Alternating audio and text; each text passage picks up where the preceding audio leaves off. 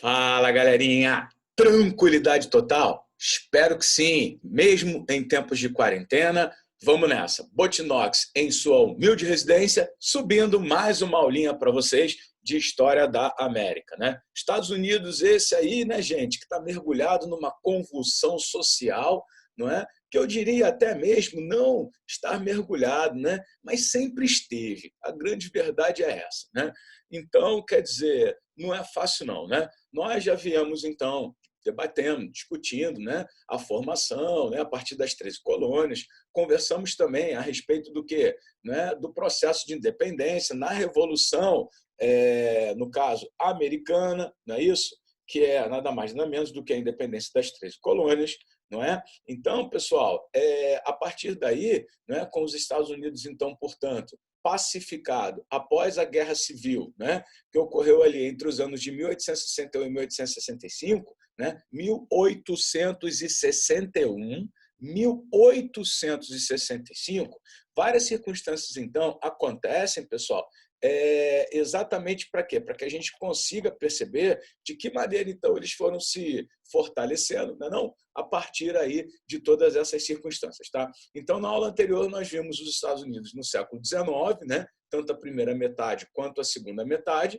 tá legal? E hoje eu vou, claro, naturalmente, comentar algumas coisas desse período que são fundamentais para a gente entender, né, essa parte que segue aí e, naturalmente, adentrar, né, ao século XX, no que o autor do seu livro, né, do livro que a gente adotou, que é o professor Dr. Ronaldo Vanfas, né, que era professor titular de História Moderna da Universidade Federal Fluminense, né, formado pela USP e tudo mais, chama de século XX a expansão ou expansão imperialista norte-americana, tá bom?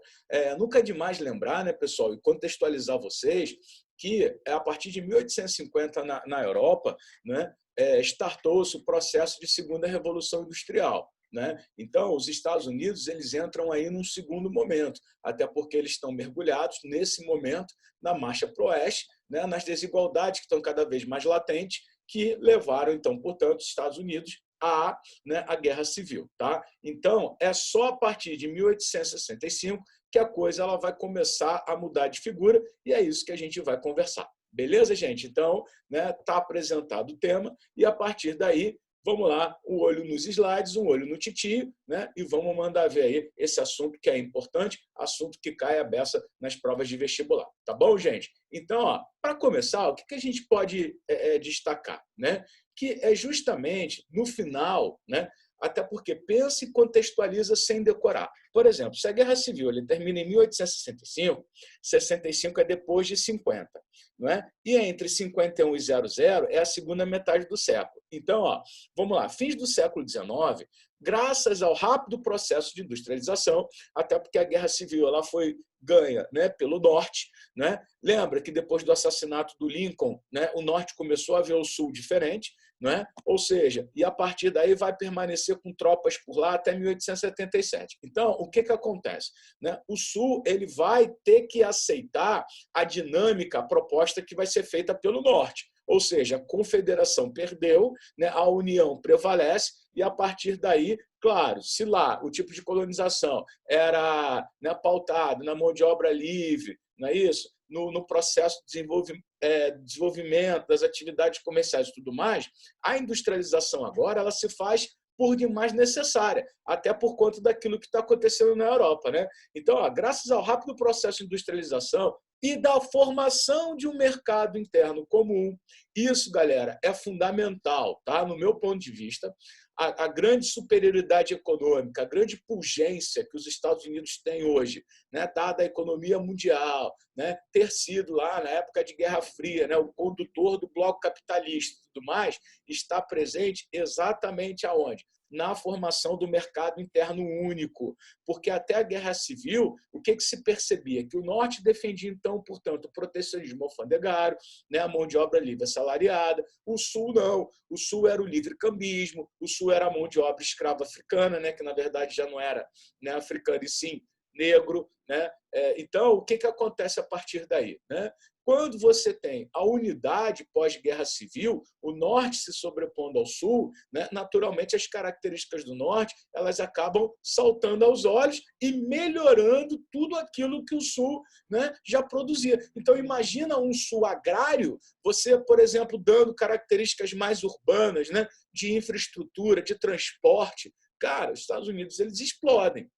Não é isso? E quando a gente for comentar lá na frente a crise de 29, né, eu cheguei a falar numa live dessa aí com o Carlos e com o Du, que é exatamente o Keynes, né, que vai dar o tom de um novo modelo keynesiano, que você já cansou de ver, né, em termos de geografia. É ele, o Keynes, que já vai chamar atenção antes mesmo da crise começar, né, com a quebra da Bolsa, né, porque a Grande Depressão ela veio exatamente pelo crash, pela quebra da Bolsa de Nova York, a chamar a atenção que a riqueza gerada na década de 20, pós a Primeira Guerra Mundial, não estava sendo distribuída pela população da maneira como deveria, ou seja, aquecendo o mercado interno norte-americano. Então, quer dizer, tudo bem, pode quebrar fora, mas se os Estados Unidos estiverem arrumados dentro de casa, cara, a coisa vai. Então, aqui, ó, o que acontece? Né? A gente destaca, então, para vocês que o importante para esse crescimento pujante e desenvolvimento norte-americano é exatamente o que, gente?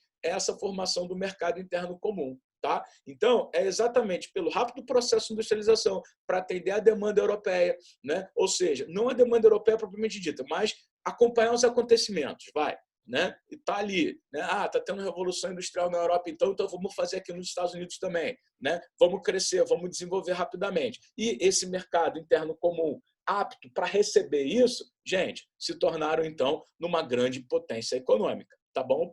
E a partir daí, o que acontece? Os Estados Unidos eles se fortaleceram, né, dentro de casa, eles estando, né, bem redondinhos aí sim, com a casa arrumada, o que eles vão começar a fazer? Primeiro, eles procuram se isolar com relação ao que está acontecendo na Europa nesse momento. Botino, o que é? Século XIX, né? Congresso de Viena, 1814 e 1815. O que a Europa, né, absolutista tenta fazer desesperadamente? Restabelecer os princípios absolutistas, né, ou do antigo regime com o Congresso de Viena. Tá? Só que, em resposta a isso, né, e que ajuda os Estados Unidos no século XX, né, ter uma posição, vamos lá, de destaque, é exatamente o que, gente? Né, a ação deles, Estados Unidos, na América Latina, na América do Sul. Até porque, o que acontece, gente? Depois do Congresso de Viena, nós temos ali 1820, 1830, 1848, portanto, ainda a primeira metade do século XIX, as chamadas revoluções liberais, tá? Ou os movimentos liberais, né? 1820, 1830 e 1848. Um dia desse eu até pedi, né, para que vocês estivessem relacionando para mim a Primavera dos Povos, que o Marcelo vai trabalhar, tenho certeza, de forma brilhante com vocês, né, com os acontecimentos do Brasil à época, né, a saber, a Revolução Praieira. Né? Ou seja, né, movimentos liberais, o que a população, na verdade, ela quer? A garantia dos seus direitos. Né? Ou seja, os ideais liberais exaltados eles estão, né, efervescentes. Então, o que acontece? Em meio a isso, também na década de 20, nos Estados Unidos, o que acontece? A chamada doutrina Monroe. Né? A doutrina Monroe era uma doutrina, gente, de blindagem. É uma doutrina que caracteriza esse isolamento norte-americano, né, com relação à Europa e não apenas dos Estados Unidos com relação à Europa, mas sim da América, né, do Sul, as Américas estarem o quê? Se blindando dessa influência europeia. Aí você deve estar pensando assim, pô, Botina, você está me confundindo, você está falando de século XX, mas está voltando no XIX. Por quê, gente? Para a gente entender a política norte-americana, né, com relação aos países latino-americanos, né, do início do século XX, eu preciso com que você lembre e tenha isso muito bem alicerçado, né, qual foi o posicionamento norte-americano perante a Europa, né? Essa questão do isolacionismo, de que forma que isso representa, de que forma, então, portanto, os movimentos por independência, não só na América Espanhola, mas também na América Portuguesa, a saber, o Brasil, né? Recebem, né, essa influência norte-americana. Tá? Então, é importante a gente guardar isso. É uma construção de todo o século XIX que vai justificar, então, portanto, né, a política imperialista norte-americana do século XX. Então, o tema da aula qual é? Estados Unidos do século XX. A expansão norte-americana, para você que ainda não entendeu, é para a expansão imperialista norte-americana. Ah, Botino, mas, pô, tudo bem, eu não entendi o que é imperialismo. Gente, imperialismo nada mais é do que um país mais forte buscar dominar um país mais fraco ou menor. Tá? Durante a história, vocês vão ver, relembrar, que são 3 fases, pelo menos, né, do chamado imperialismo, ou seja, dessa necessidade, então, portanto, né, de dominação, de influência. Tá? Quais são as fases, Botino? Rapidamente, vamos lá, senão a aula vai ficar muito grande. Né? O imperialismo do século XV, né, que também pode ser chamado de colonialismo, tá? Com a primazia de quem?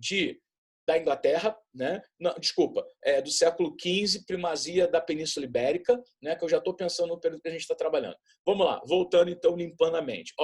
3 fases do imperialismo. Primeira fase, século XV, primazia, Península Ibérica, Portugal e Espanha, no chamado colonialismo. Beleza, entendido, limpei. Segunda fase, aí sim, século XIX. Né? Século XIX, aí é o chamado, não é novamente essa ação imperialista, né?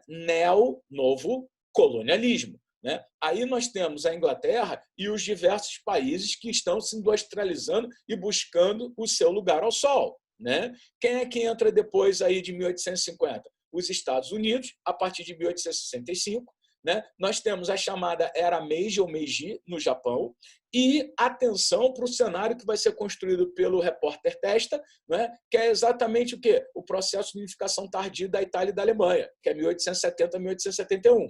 Tá? Então, esse mundo aí vai trazer o quê? Essas disputas imperialistas na Europa. Então, os Estados Unidos, a interferência, a ação dos Estados Unidos não vai ser na Europa e no Oriente, tá? E simplesmente aonde? Na América Latina. Primeiro, na América Central e na América Latina.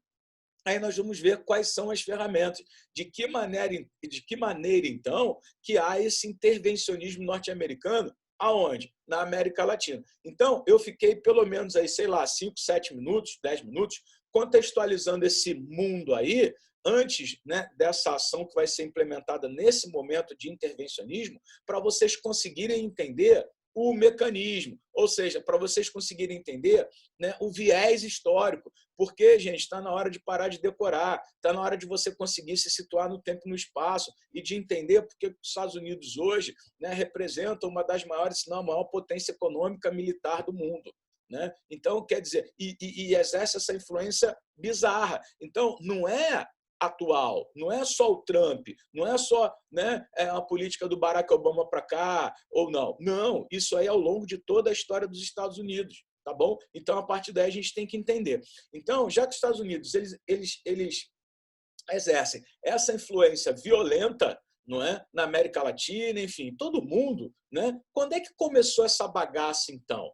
Porque até então, gente, eu estou vendo que eu estou alinhando para vocês, né? Todo mundo ali se organizando, né? A guerra vai vir, o cenário vai mudar, só que antes disso tem história, né? Então a gente precisa colocar. Então, só para fechar, né? A doutrina Monroe, então, portanto, é uma doutrina de blindagem, é uma doutrina que não possui caráter bélico, é uma doutrina que não tem intervenção militar, simplesmente pregava o seguinte: a América para os americanos, né, que são da América, então a América que fique para eles, né? Ou seja, nessa tendência isolacionista, ou seja, a Europa não vem mais para cá não, né? A América tem que ser para os americanos. E aí alguns professores de geografia chegam ao êxtase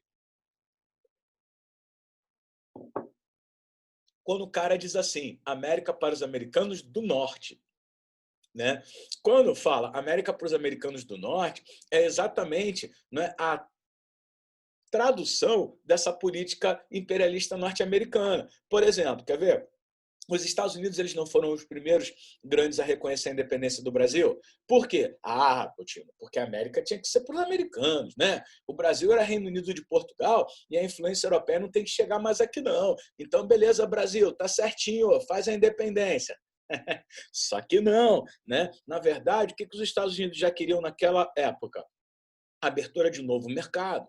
né, de relações comerciais e tudo mais. Então, pessoal, lembre-se que, não esqueça disso, que a doutrina Monroe é uma doutrina de blindagem, né, se opondo ao intervencionismo, né, europeu, né, com relação ao quê? Né, aquele período lá do colonialismo. Né? Ou seja, da Europa colonizando as regiões periféricas da Europa, descobrindo, enfim, a América, aquela coisa toda. Tá?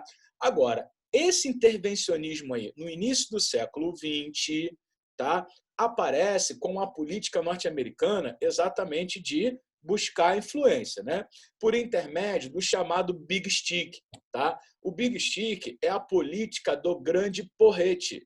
Tá? Grande porrete. Então, quando eu falo para você que a doutrina Monroe, de 1823, não traz um caráter bélico, não apresenta intervenção militar, beleza, aqui é o contrário. Tá? Agora, pensa por quê? Na verdade, os Estados Unidos, ele, na doutrina Monroe, ele lutava em prol do quê? Né? De uma barragem com relação a qualquer intervenção política e até mesmo, né, militar na América por parte da Europa, porém sem ter o caráter beliciante, né? Ou seja, de guerra. Aqui na doutrina, desculpa, no Big Stick, o que a gente já tem? Né? O presidente Theodore Roosevelt, né, propondo o quê? Uma intervenção sim militar onde fosse, né, preciso. Tá? Então, pessoal, o que acontece está lá no teu roteiro? Ó, a definição do Colorado Roosevelt, ou seja, do Big Stick, intervenção militar em países latino-americanos onde estivessem em perigo os investimentos econômicos e interesses políticos, né, dos Estados Unidos. Né? Ou seja, é a política, ó o meu porrete, a política, ó, do grande porrete. Né? Ou seja, uma política onde os Estados Unidos justificavam, então, portanto, essa ação com o uso da força, diferente da doutrina Monroe lá atrás. Tá? E essa imagem aqui do Cecil Rhodes, né? ou seja, desculpa, do Theodore Roosevelt, né? Ele simplesmente está segurando o grande porrete, não é? Olha lá, está com o porretão na mão, né? Olha lá, no Mar do Caribe, ó.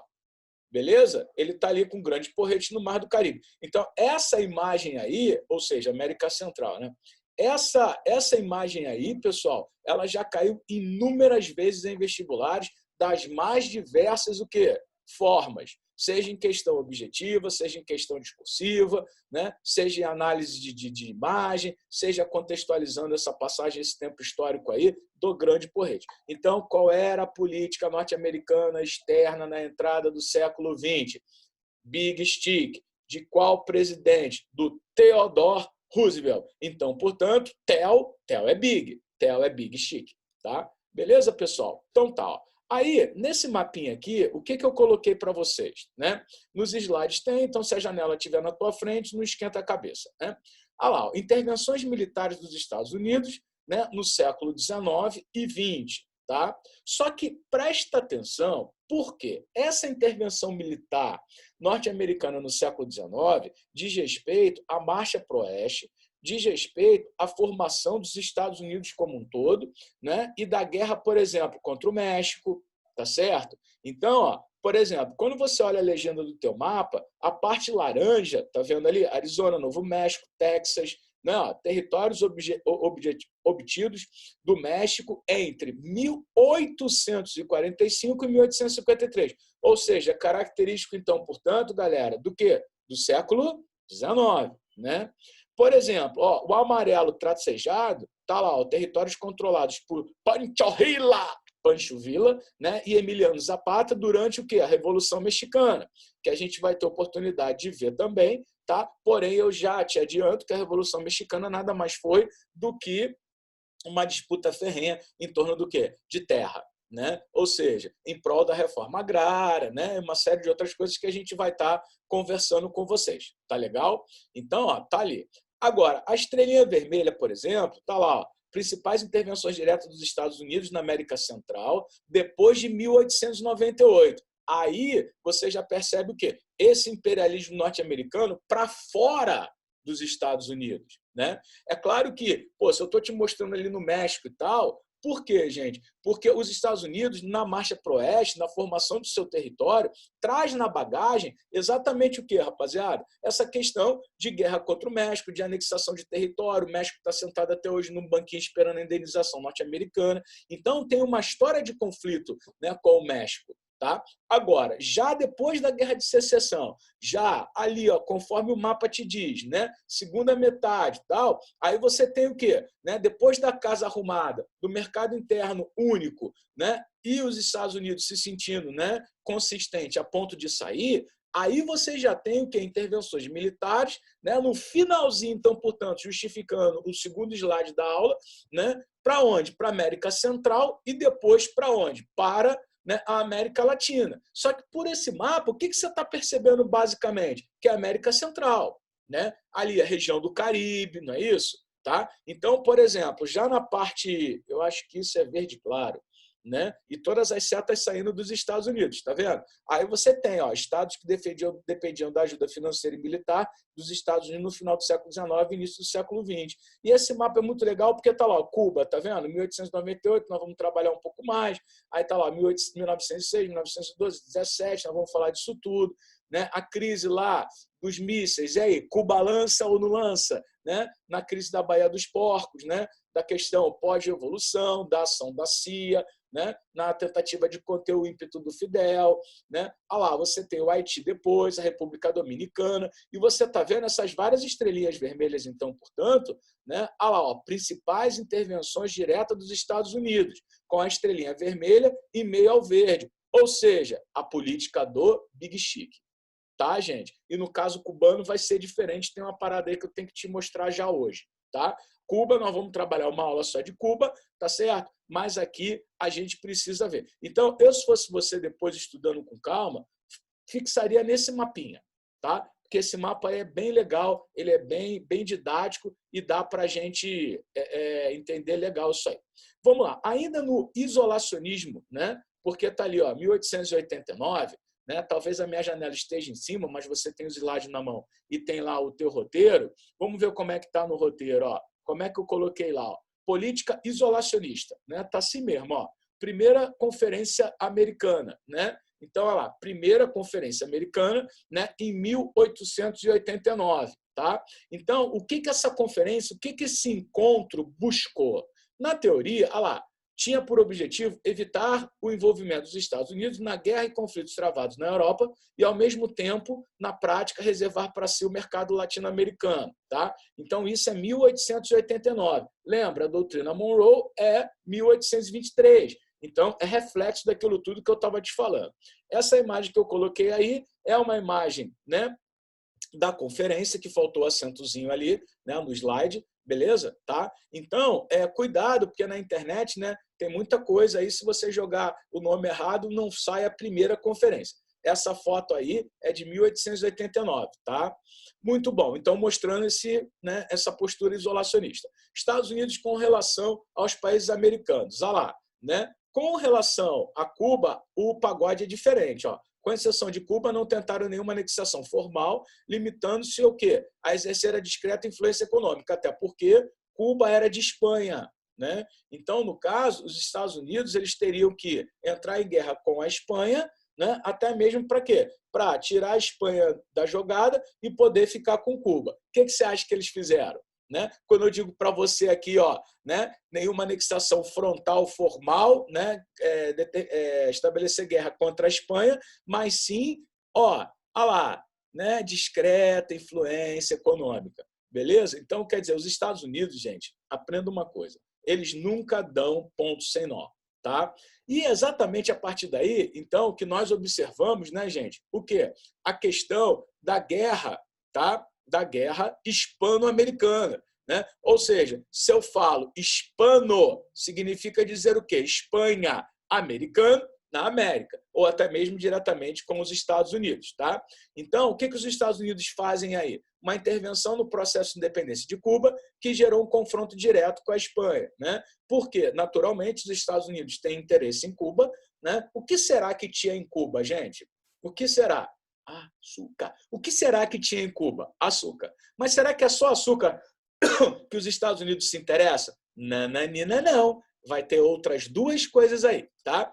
Então, o que que acontece? Cuba, nesse período da história, era o maior produtor de açúcar mundial, né? Ou seja, né, cuidado que o Brasil já ficou para trás em termos de produção açucareira, né? Século XIX é o quê? Café, tá? Então, toma cuidado aí, organiza o seu pensamento, tá? Século XX, café também, tá? Então, Cuba é o maior produtor mundial de açúcar, atraindo para Cuba grandes investimentos de capital norte-americano. Tá? É claro que ao longo do século XX isso vai mudar, né? Eu vou te chamar a atenção para o interesse inicial norte-americano por lá, mas tem mais outras coisas e tem mais um filmezinho aí que eu vou te indicar, tá bom? Então, além do interesse, né, dos Estados Unidos, claro, no açúcar produzido em Cuba, né, vem interesse em torno do quê? Do algodão, né? Lembra aí, gente, algodão é matéria-prima para quê? Manufaturas, né? E outra coisa, que é um artigo hoje extremamente de luxo, extremamente de luxo. O quê? O charuto cubano, né? Mas, claro que os Estados Unidos eles não se interessam por charuto, eles se interessam pelo tabaco. Tá? Agora, por que, que o charuto, o charuto cubano, ele acaba sendo extremamente valorizado? Exatamente dando a qualidade do tabaco que é utilizado, né? E a forma como se prepara os chamados habanos, né? Ou seja, a partir das folhas selecionadas, né? O charuto ele é enrolado à mão, né? Ou seja, existem formas e formas, folhas e folhas de tabaco para você compor um bom charuto, né? Então, quer dizer, você, claro, encontra charutos aí que não são cubanos de R$ 30, né? A baiano, por exemplo, você encontra charutos cubanos, né? Assim, dependendo da circunstância, dependendo da marca, né? Que assim os mais famosos são o Coíba, né? Que eu coloquei para vocês aí, tem o Romeu e Julieta também, né? Vários outros, tá, gente? Mas eu estou falando assim, né? O Portagás, tem charutos assim, né? E o tamanho e as folhas, enfim, a edição de cada uma delas vai determinar o valor. Então, ó, só para vocês terem uma ideia, tem charuto que um charuto custa R$ 500. Um charuto custa R$ 350, um charuto custa R$ 400. Então, imagina você pegar 5 notas de 100, enrolar e acender. Então, mas é um hábito que é consumido por pessoas que realmente têm uma condição econômica, né? Enfim, desenvolvida. Ah, mas eu nunca faria isso. Talvez não. Se você tivesse dinheiro e gostasse, você faria. Então, quer dizer, isso não é discutível, tá, gente? O que eu estou tentando só ilustrar, e nem fazendo apologia ao uso do tabaco e tudo mais, é a questão da valorização do tabaco cubano. Tá bom? É nesse sentido, pelo amor de Deus. Ah, o Botino lá na aula de América, Estados Unidos, falou que é legal fumar charuto. Não é isso. Eu só estou te mostrando, né, quão é valorizado o charuto cubano hoje. Ou seja, o interesse norte-americano em Cuba, né, surgiu por intermédio do quê? Do açúcar e logo em seguida o algodão e o tabaco. Né? E hoje você tem o mercado cubano, né, a economia de Cuba, pautada exatamente em cima do quê? Né, do charutos e tudo mais, do tabaco. Né? Você sabe que ao longo da história, até por conta da Revolução Cubana, da ação do Fidel Castro, Che Guevara, enfim, né, Cuba sofre ao longo dos anos uma série de embargos econômicos. Tá? Então, eu estou te chamando a atenção para o início, né? Para a gente estar conversando exatamente o que é ali, pessoal, a base, né? Da onde começou, então, portanto, o interesse norte-americano. É claro que depois disso tudo, né, os Estados Unidos também têm interesse, por exemplo, né, na abertura do quê? De cassinos. Né? Num dado momento, na história dos Estados Unidos, ocorreu a chamada Lei Seca. Né? Então, por exemplo, a partir do momento em que você... Né, isso é bem mais tarde, nós vamos trabalhar isso aí, mas é só para você ter uma ideia do que eu estou falando, como é importante estudar essa parte. Né? O que os Estados Unidos eles procuraram fazer? Né? Construir o quê? Cassinos em Cuba. Né? Olha que combinação explosiva. Jogos, bebida, né? Fumo e tudo mais. Cara, sensacional. Só que aí o que acontece? Vem o Fidel Castro, né? Faz a revolução e começa a nacionalizar. Né? Ou seja, frear o ímpeto norte-americano. Agora, com relação a isso, você que gosta de assistir um bom filme, né, existe uma trilogia que é extremamente clássica. Para mim, é uma das, se não for a minha preferida, tá? Que é o Poderoso Chefão. Né? Tem o Poderoso Chefão 1, 2, 3. Tá? Se você não viu, tem que ver, cara. Eu já vi umas 100 vezes, os três. Tá? No Poderoso Chefão número 2, né, quando o Al Pacino assume a família propriamente dita, o Don Corleone, né, o que acontece? Tem uma parte no filme que mostra exatamente a máfia, né, norte-americana, claro, de descendência italiana, né, buscando o quê? Ampliação de comércio, de negócios em Cuba. Só que vem a Revolução e o negócio começa a mudar. Então, ó, você tem até aula de Revolução Cubana para assistir o filme. Valeu, gente? Então, é só para você ter uma ideia da importância, né, e do que chama a atenção dos Estados Unidos, na verdade, em Cuba, primeiramente o açúcar, depois o algodão, o tabaco, e claro, né, já que eles vão conseguir intervir, você vai ver que essa intervenção aí, galera, é uma intervenção pesada, tá? Mas nós vamos chegar lá. Então, a Guerra Hispano-Americana, né, ela vai ser uma guerra que envolve, né, naturalmente, Estados Unidos, Cuba e Espanha, né? Exatamente por quê? Porque Cuba começa a se levantar contra o domínio metropolitano espanhol, tá certo? Né? Ou seja, 1895, início em Cuba de uma guerra de libertação contra a Espanha. Então, hispano-americana, Cuba está na América, então dá para chamar dessa maneira, né? Ah lá, que é liderada exatamente por quem? Por José Martí, tá? 1898 a coisa começa a ficar diferente, por quê? Os Estados Unidos eles acabam entrando, né, no conflito propriamente dito a partir de um episódio, né, que muitos chegam até a comentar que o navio foi explodido, né, de propósito, tá? Ou seja, a explosão do coração estadunidense Maine no porto de Havana, né? E aí, essa explosão ela acaba sendo o quê? Creditada aos espanhóis, ou seja, atribuída aos espanhóis. Então, nessa primeira foto aí que eu mostro para vocês, esse daí é o encoraçado Maine, né, adentrando a Bahia, né, que vai dar lá no porto de Havana. Tá? Então, esse navio ele acaba, né, sofrendo uma explosão. Essa explosão é creditada, então, portanto, aos espanhóis, que vai justificar a entrada dos Estados Unidos na guerra e, naturalmente, a partir desse momento, o que os Estados Unidos conseguem fazer? Né? Ajudar Cuba, né? No que, gente? Né? No seu processo de independência. Então, a guerra se estabeleceu no Caribe, nas ilhas do Pacífico, onde havia também possessões espanholas, em particular aonde? Nas Filipinas. Então, o que você está percebendo? Olha aí o leque de ação de intervenção norte-americana. Somente em 1998, com o Tratado de Paris, né, a Espanha acaba o quê? Reconhecendo, né, que perdeu, né, e acaba o quê? Ficando sem domínio sobre Cuba, Porto Rico, né, ambos no Caribe, né, ambas no Caribe, e Filipinas no Pacífico. Opa, abriram-se então as portas para a influência norte-americana, né? Os Estados Unidos, porém, né, indenizaram a Espanha. Agora eu te pergunto, vem cá, se a Espanha não fosse europeia, será que ele tinha indenizado alguma coisa? Os Estados Unidos entrou em guerra contra o México, né, tomou territórios na mão grande e não indenizou porra nenhuma. Né? Fica aí a pergunta para vocês, tá? Né? Ah lá, indenizaram a Espanha, porém Porto Rico e Filipinas se transformaram em domínios norte-americanos. Tá? Então, olha a intervenção norte-americana na América Central aí. Né? Você tem Cuba, né? Ah lá, ó, Porto Rico, Filipinas. Né? Agora, ó, só para chamar a atenção, nos Estados Unidos o esporte basquete é forte? Porra, Botino, tem NBA. E em Cuba e Porto Rico? Também, né? Pois é. Como é que é o vôlei de Cuba também? Né? Então, quer dizer, gente, tem, tá? Cuba se tornou independente politicamente, porém, sua economia continuou dominada pelos Estados Unidos. E também vai ter uma medida tomada pelos Estados Unidos com o aval cubano, que vocês vão ver que isso daí, ó, né, até hoje tem consequências muito importantes para Cuba. Então, essa imagem que eu coloquei para vocês, né, lá, The Old World, ou seja, o mundo antigo, né, dominado pelos países europeus, não é isso? Tá? Tem, então, por exemplo, o tio Sam pegando Cuba, o menino, né, que está se tornando independente agora, não é isso? E carregando pela mão. Olha que imagem sensacional. Né? Uma imagem, gente, diz mais do que 1000 palavras, não é verdade? Então, seguindo aí, vamos lá. Então, ó, em Cuba, o que os Estados Unidos acabam fazendo? Isso é muito importante, é legal você guardar a data, né? Porque isso daí pode cair em prova. Ah lá, em 1901, os Estados Unidos eles empurram goela abaixo aos cubanos a chamada emenda Platt, tá? Ou seja, o dispositivo constitucional cubano que dava os dispositivo institucional, não é isso? Constitucional cubano. Então, está lá na Constituição.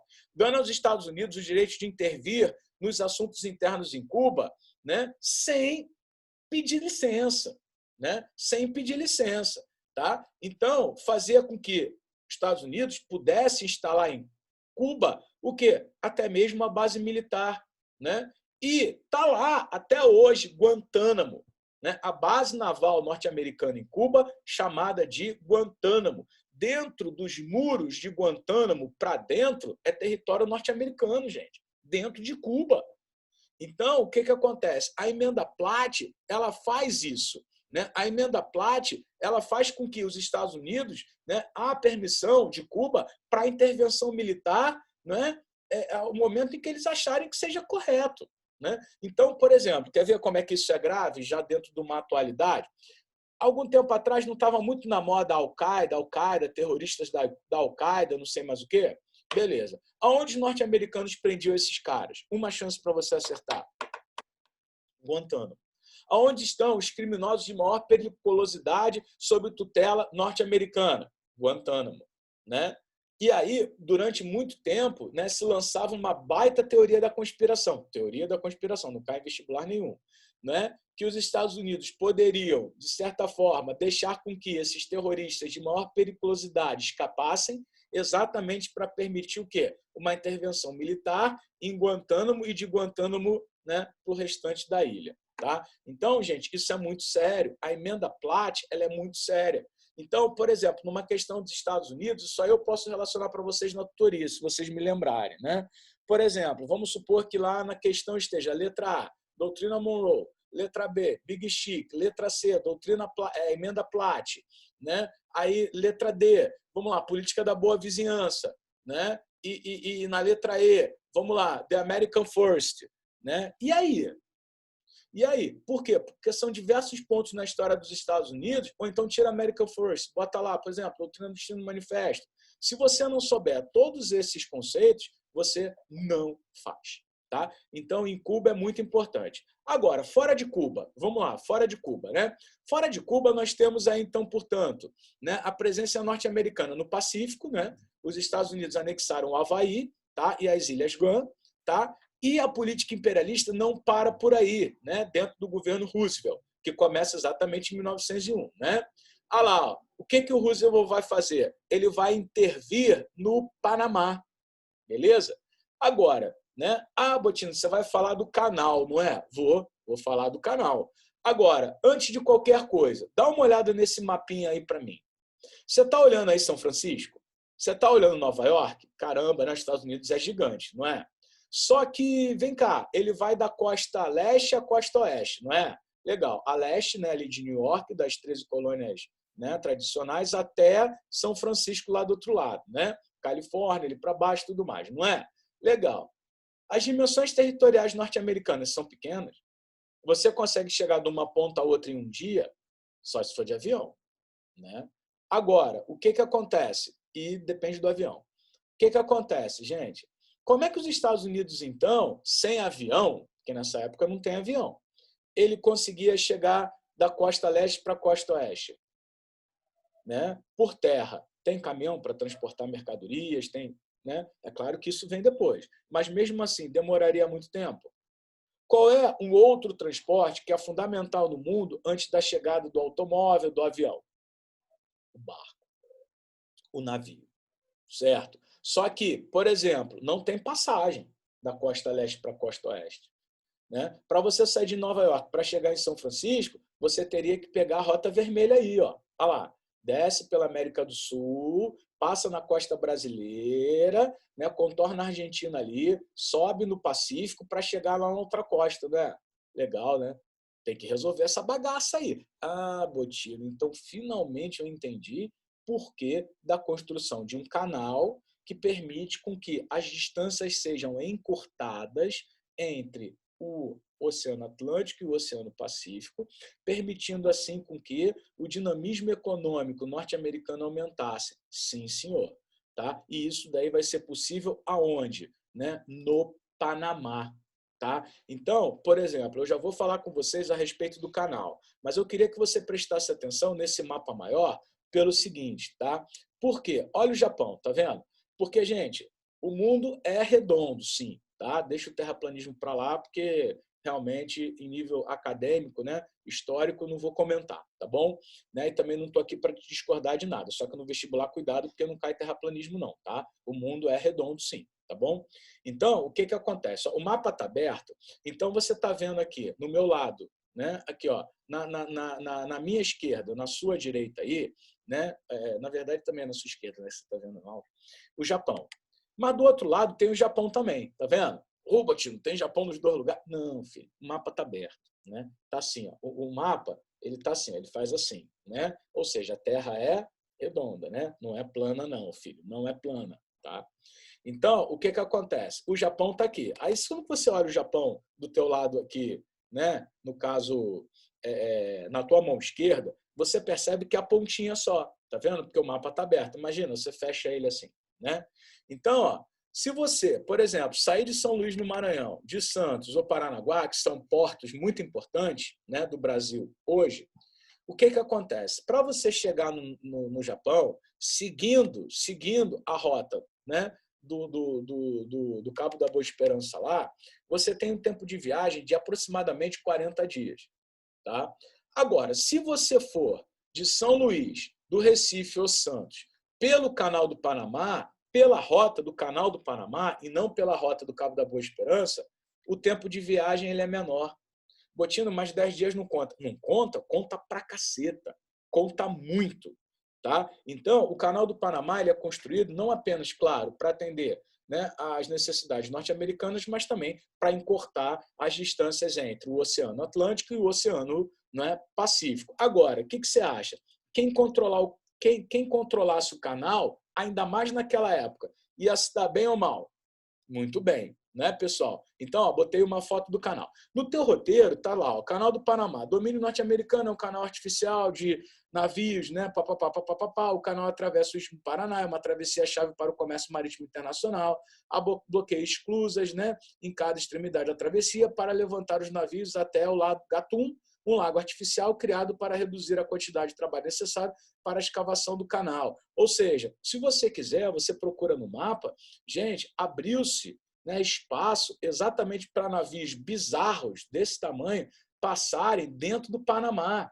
Então, ou seja, como o próprio nome já diz, é criado um canal de passagem exatamente promovendo o quê? Esse encurtamento, tá legal? Então, daí a importância do canal. É claro que os professores de geografia, né, gente, vão trabalhar isso daí com muito mais riqueza do que eu, né? Por exemplo, no teu roteiro eu coloquei, né, esse breve histórico do canal, você pode dar uma lida, né, porque é muito mais geografia, muito mais geopolítica, né, mas eu precisava contextualizar para vocês, né, a construção e o surgimento do canal, e a partir daí, então, né, é um tema que é interessante até para, né, discussões futuras. Tá bom, gente? Então, ó, Estados Unidos, século XX, nós vamos caminhar, né? Na verdade, porque, né, a história está concentrada no século XX, né? Então, essa aula, né, marca exatamente o que, gente? A expansão, ou seja, o início dessa intervenção norte-americana, então, portanto, nos países da América Central, América Latina, e nas próximas aulas de Estados Unidos,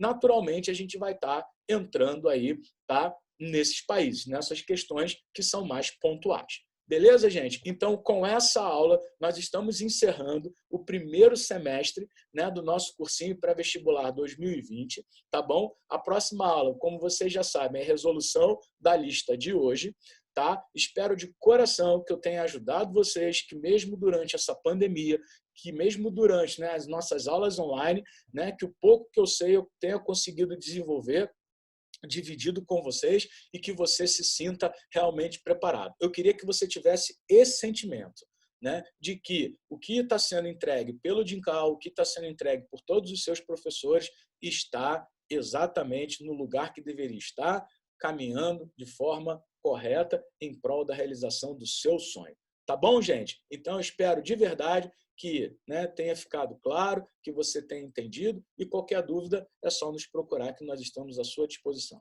Que Papai do Céu abençoe e te guarde, né, e que a gente possa se ver aí no segundo semestre em termos de teoria, né, lá no cursinho, lá no Machado de Assis, né, ao vivo e a cores ali, podendo debater e conversar assuntos tão interessantes. Valeu, galera? Então, até a próxima aula, correção da lista, a última aula do semestre. Fiquem com Deus, um beijinho e até a próxima. Valeu? Tchau, tchau. Foguete não dá ré.